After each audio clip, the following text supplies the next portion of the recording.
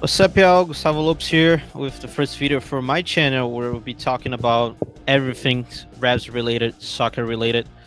I do still call football sometimes, but we all know it's soccer. So if you want to hear a little bit more about the Revs, a little more a different platform, not as much podcast, even though I love podcasts, but YouTube is more what I enjoy, little shorter videos. I'm going to be talking about the Revs on a weekly basis.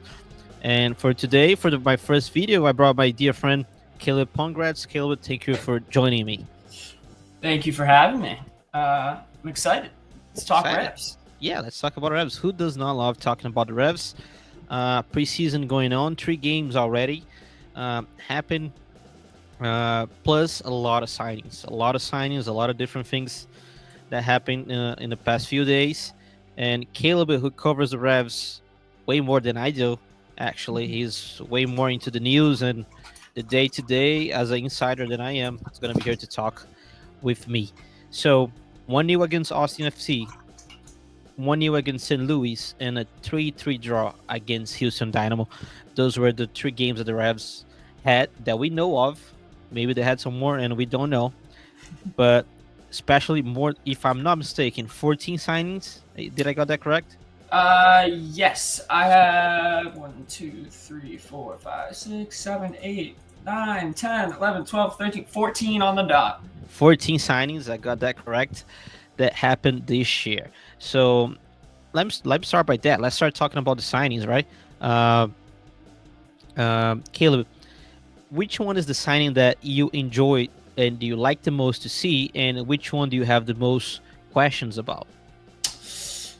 I would say easily the Leo Campagna one is going to be the most impactful signing of this offseason so far. I think he's a proven striker that I think just needed a change of scenery. I think in New England, he'll be able to shine and kind of be more himself. And I think that from what we've seen so far, what the team has released, he's building chemistry quickly with Carlos Gil, Luca Langoni, Maxi Arudi, the Argentinian, the Hispanic group of this team. And I think the positives of them building chemistry early is going to make the largest impact on the field. And I think Campagna will be the biggest impactful signing so far. So what I like about Campagna, right, is that he's a guy that has, of course, he's a big dude, so he uses his body a lot, but he's a guy that can run 40,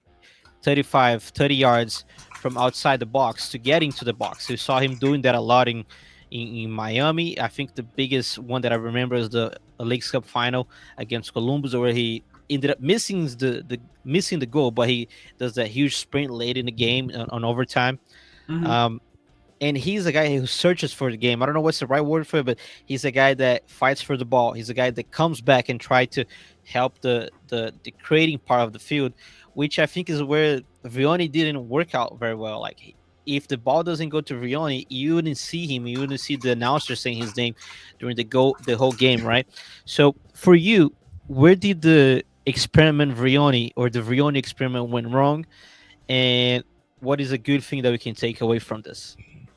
I mean, Vrioni was moved for $50,000 in GAM to Montreal. I think everyone kind of realized that the Vrioni experiment was over.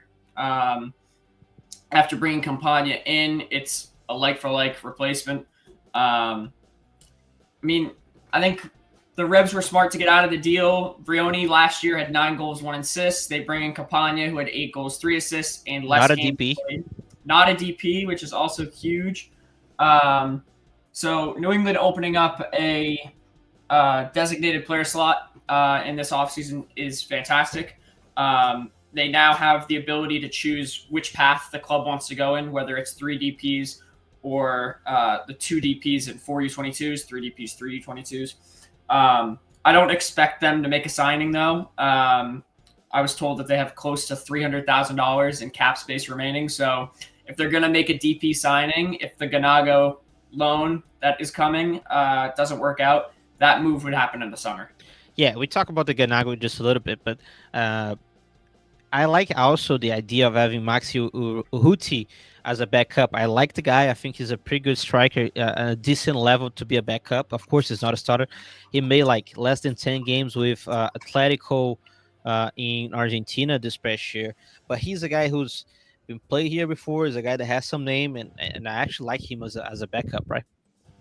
Yeah, Maxi's a proven talent. 69 career goals, I believe, in MLS, and I think he's just shy of 40 assists as well. He was recently with Austin. I know, as you said, he played 7 games in Argentina this past offseason.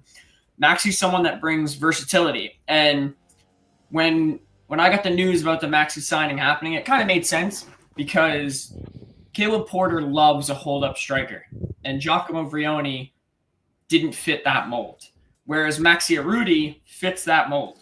He is a hold-up striker that can give you a goal when you need it, and he's a type of player that's not going to come into this team expecting I'm starting. He's a guy who will get you 20, 30, maybe 40, hopefully not, minutes a game, but it's a great option off the bench. I think he's better than Bobby Wood. That's a bold statement because I think I don't know about that one. I think a lot of people disagree with me on that, but I think Maxi's a better striker overall than Bobby Wood, and I think on the salary that and the fact that we got him on a free, no complaints there. Yeah, what I used to like about Bob is the fight that he put up when he was on the field. He couldn't be on the field a lot, which is a huge concern, but he when he came into the game, he would show a different 100% different personality than Vrioni, and he would fight for it. That's the type of striker that I want on my team, the guy that's going to fight for the ball, that's going to get hard, it's going to get dirty on the pitch. And Maxi can provide that as well, but Max is a little more technical, right? He's the guy that's going to be a little more clean touch, a little more clean pass, and he's a guy that can provide like 5-6 goals a year, 3-4 assists. So on a free, I think that was a good signing. In talking about offense, a little bit about Garnacho, Langoni, we saw that the game against Houston Dynamo, 2 out of the 3 goals were cutbacks, right? Yep. And where I think the Revs lacked in the last season was diversity on offense. I don't think they had many ways of scoring goals, and that's probably why they didn't score many. And now we're seeing Yusuf is stepping into the box. We see those guys doing cutbacks. Langoni using the pace. Luis Diaz probably is going to be a guy with a lot of pace as well. So what can we expect from this offense, in your opinion? And can I say that Hill is not going to have as many touches in the ball as we used to see him having? I think Carlos is probably his touches are probably going to go down, but it's not going to be massively noticeable. I think Carlos is still going to get the high quantity of touches that he usually gets, but with how New England has been playing in this preseason, from what we have seen, what the public has been which is very given little. access to, which is very little. Caleb Porter wants to keep it very close knit, kind of similar to Bruce Arena. He just didn't want anything out there. You see players like Matt Polster and Al Hassan Yusuf getting forward. And I'll take the St. Louis game for an example. One of the goals that they scored was due to a Matt Polster high press, which I believe led to Matt Polster won the ball. Campania touch passing to Yusuf, who scored.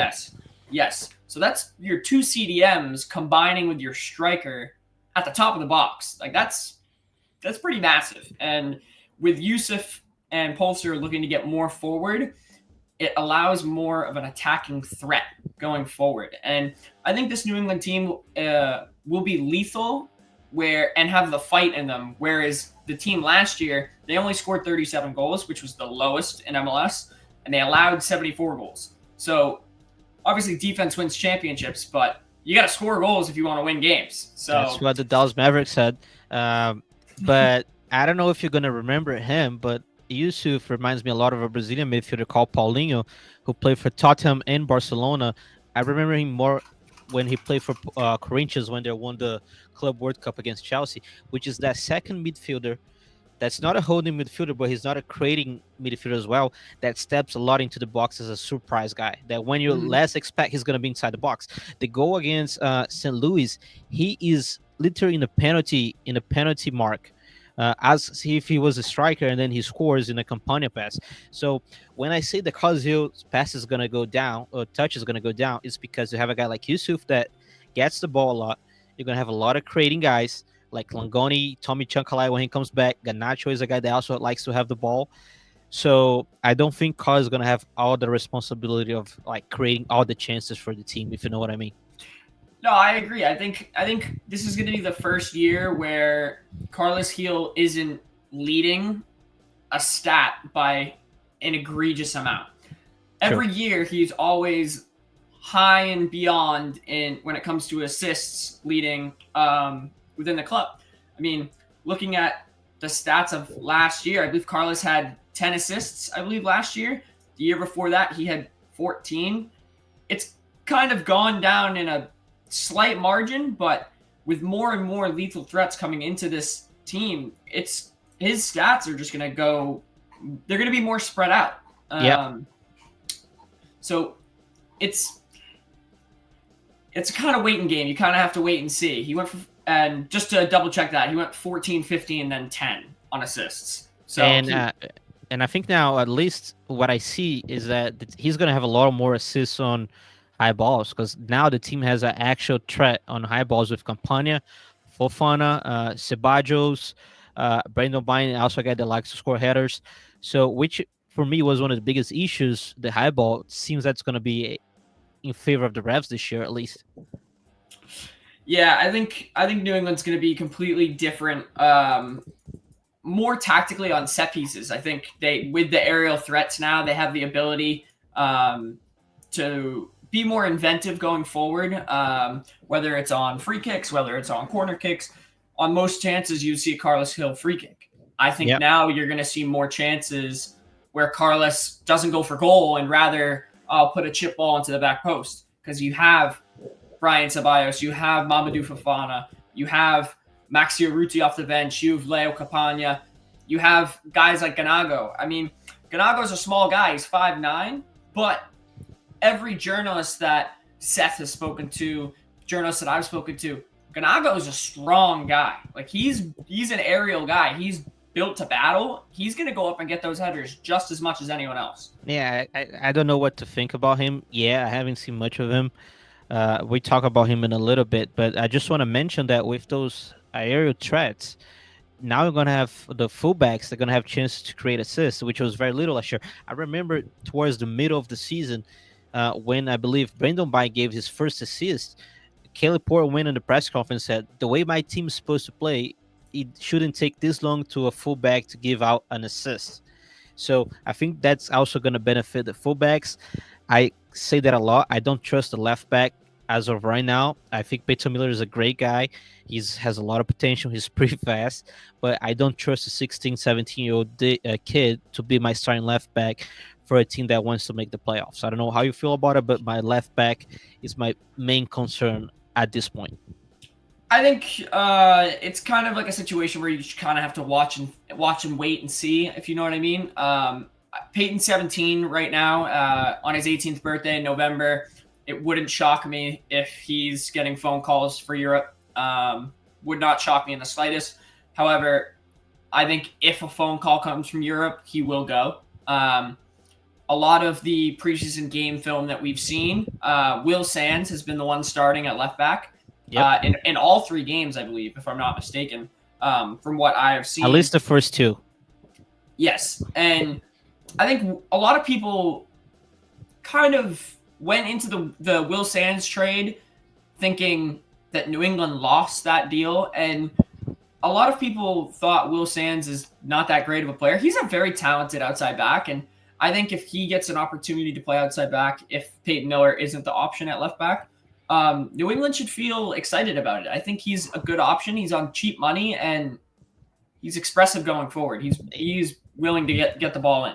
It's hard to say when the whole team was bad last year, but my biggest problem with Sands last year was him getting caught off position a lot, especially when you have a guy like Dave Rooming by his side that covers a lot of ground. So I think he seemed lost in a good amount of the time that he was on the pitch. Meanwhile, Peyton Miller was a way better offensive left back than Sands was, but um, Peyton Miller decisions during the game kind of were not up to par, and he's a young dude, so of course he still needs to get a lot better on the decision making. part of his game. Talking about defense real quick, I just want to say that my standout signing was Fofana, experienced center back, something the team needed after getting rid of Romney, which I still do not understand.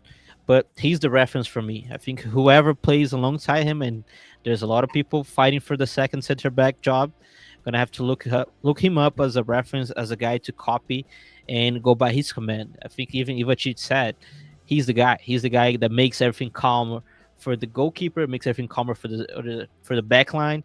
So I think Fofana was a great signing. He was like one of the 3 or 4 center backs that the team signed this past off season. Yeah, so this offseason, obviously, they made 14 signings. Leo Compa, or not, sorry, defensively, sorry. They signed Mamadou Fofana for 1.7 million, and then also signed Brian Ceballos from Fortaleza for 1.8 million. Those two guys, I expect to be the 2 starters. They signed Tanner Beeson as I think more of a depth guy, kind of like an Andrew Farrell, but like he'll play more. And then Wyatt Omsberg, interesting player, interesting signing. He's on the MLS minimum as a veteran, and he has a goal this preseason. But looking forward to it, like you've already said, Ivacic came out today and said, I love it. Fofana, very experienced, very calm on the ball, which makes you feel better when you're on the field. And then he complimented Ceballos in the same quote, said his speed and physical conditioning is amazing. And it'll be very interesting to see these two pair up together as center backs, because in the past we've seen the likes of Dave Romney with a Henry Kessler. We then dealt with Dave Romney and Javier Arriaga. They're both gone. All 3 of them are gone. We don't have any of those guys anymore. So it's a new team. People come to realize, like, we lost 19 people in this offseason. New England is a completely different team. The smell is in the air. It's a different unit, defensively, in the midfield, and offensively. Yeah, but a lot of good things were said about Omsberg this offseason, so he might get to take that 3rd spot. We don't know exactly where Farrell fits in a formation, how many minutes he's gonna play in the year. So that's a good thing to have a lot of competition for the spot. I don't want to talk much about the central defense midfielder because I know people have different opinions, so I want to do a different video about it.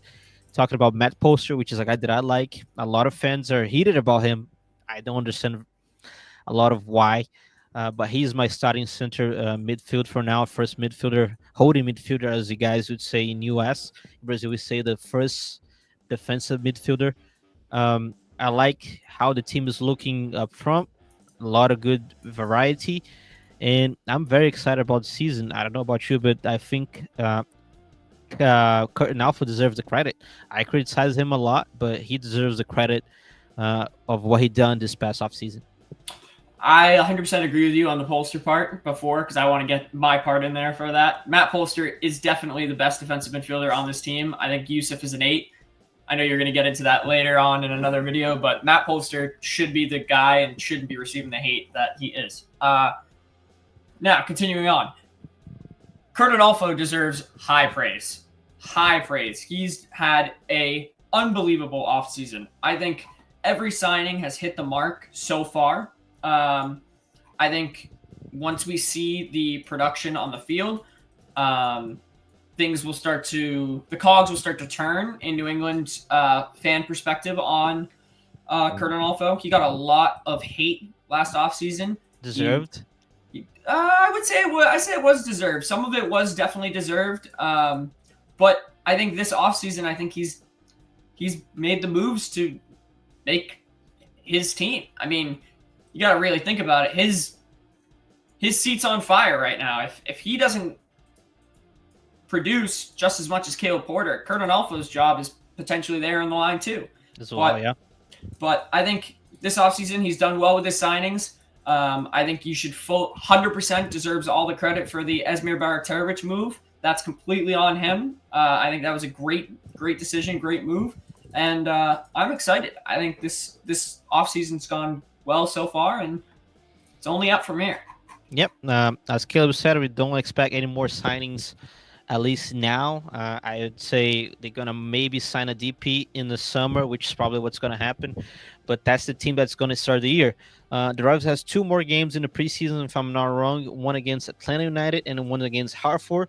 The Hartford game is on the 15th at Gillette Stadium, and season ticket members will be able to attend, and it'll be stream games as well. So we're gonna be able to actually watch the team play for the first time in the year. Anything that we didn't cover, Caleb? So the Revs have a match against Tampa Bay as well. Tampa Bay, yes, Tampa that's Bay the as one I well. was forgetting. Yes. So those are the three remaining games before the season debut against Nashville on the 22nd. Yes. No, I think you covered it all. I think fans should be excited. I think this offseason is different, and I think you should be excited for the upcoming season.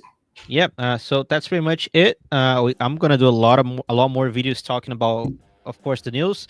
I want to talk about the center mid position, the fullbacks as well. I think that's interesting. And as more as the season goes, we talk about what's going on. Caleb, where can people find you to see your work? You do a lot of good work, and you're a pretty good insider for the Thank you. Revs.